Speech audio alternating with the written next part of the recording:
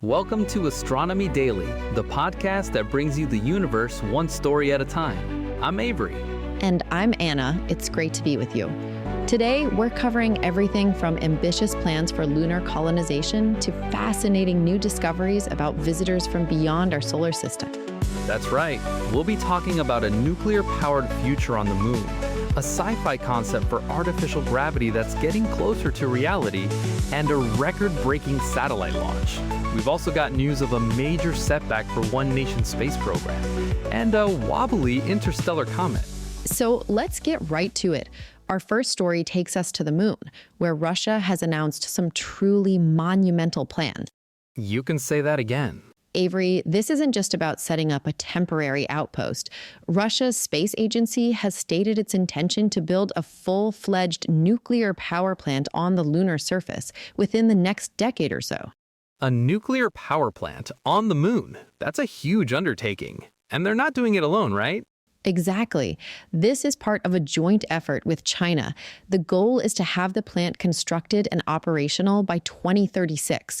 The purpose is to provide a consistent and powerful energy source for a planned joint Russian-Chinese research station. That makes sense. Solar power is great, but a lunar night lasts for about 14 Earth days. If you want a permanently functioning scientific station, you need a power source that doesn't depend on sunlight. Right.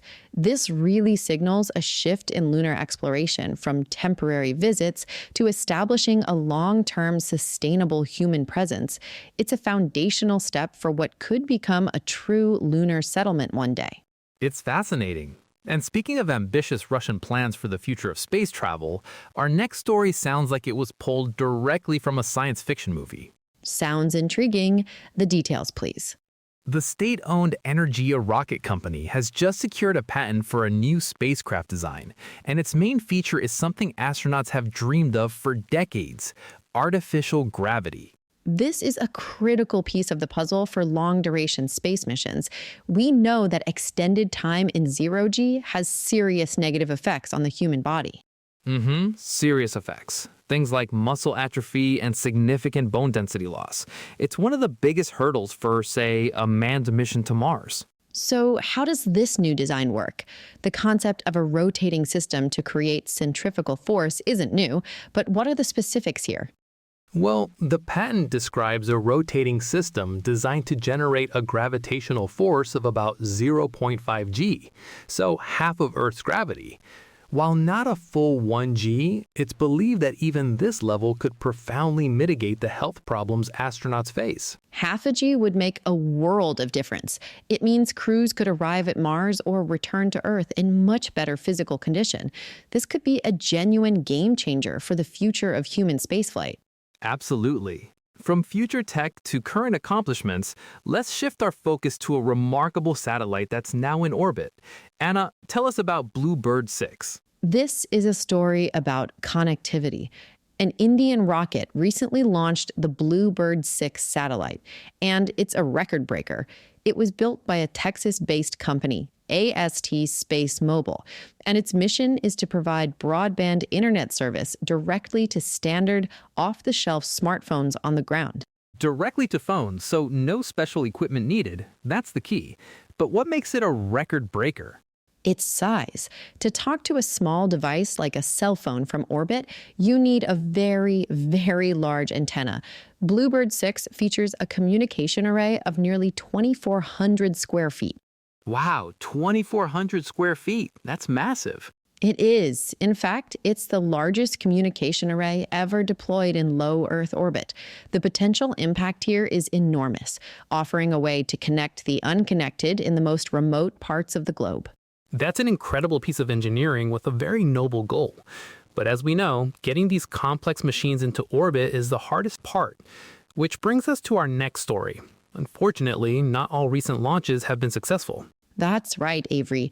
Japan's ambitions for an independent satellite navigation system suffered a significant blow after the second major failure of its flagship H-3 rocket. This is a tough one for the Japanese space program. The rocket was supposed to deliver the Michibiki 5 satellite into orbit, but it failed during its flight. And this satellite was a crucial component of their quasi-zenith satellite system, or QZSS. The QZSS is designed to augment GPS signals, providing much more accurate and reliable positioning for Japan and the rest of East Asia. This failure represents a major delay to the expansion and improvement of that system. It's a stark reminder that even for established spacefaring nations, rocket science is incredibly challenging. There's just no room for error. We certainly hope they can identify and fix the issue for future flights. Indeed, it's a reminder of the high stakes in space exploration. It truly is. And for our final story, we're venturing far from Earth to look at one from another solar system that's been paying us a bit of a visit. Astronomers have been studying the interstellar comet 3I/Atlas, which has begun leaving our solar system, and they've observed some very unusual behavior. First, it has a rare, sun-facing anti-tail. An anti-tail? So a tail of dust and gas pointing towards the sun instead of away from it? It's an optical illusion caused by our viewing angle of the comet's dust trail. But what's truly remarkable is what's happening within that tail. As the comet approached the sun, scientists observed jets of outgassing material that appear to be wobbling. Wobbling jets? That's new. Completely. This is the first time such an outgassing pattern has ever been observed from an interstellar comet. The jets were seen to wobble on a very specific cycle, every 7 hours and 45 minutes. And that tells us something fundamental about the comet itself, doesn't it? It does. This wobble implies a rotational period for the comet's solid nucleus.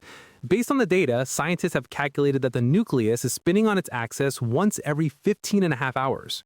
That is so cool, to be able to determine the length of a day on an object that came from an entirely different solar system just by watching its jets wobble. It's an amazing piece of cosmic detective work. It certainly is. And that's all the time we have for today's top stories. From ambitious plans for nuclear power on the moon to the rotation of an interstellar comet, the cosmos never fails to inspire. A big thank you to all of you for tuning in. We hope you'll join us again next time for another dose of Astronomy Daily. Until then, you can find us on all major podcast platforms and on social media. Just search for Astro Daily Pod. Full details on our website at astronomydaily.io. From both of us here, keep looking up.